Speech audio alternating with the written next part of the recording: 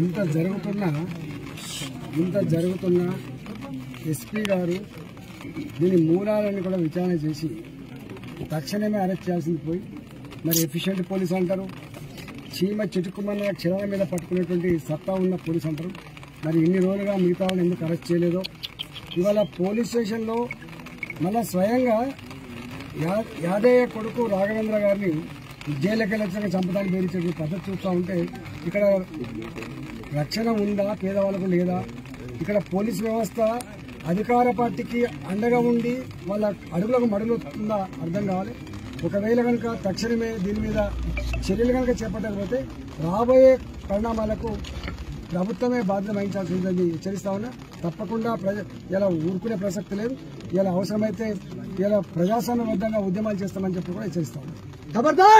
Hi friends, మా today tomorrow YouTube channel చూస్తున్నందుకు చాలా thanks. మరిన్ని లేటెస్ట్ వీడియోస్ కోసం వెంటనే సబ్స్క్రైబ్ చేయండి. అలాగే ఈ బెల్ ని కూడా రింగ్ చేసేయండి. మా నోటిఫికేషన్స్ అన్ని మీ మొబైల్లో వస్తాయి. అలాగే మా వీడియోస్ మీకు నచ్చితే లైక్ చేయండి, షేర్ చేయండి, నచ్చకపోతే కామెంట్ చేయండి.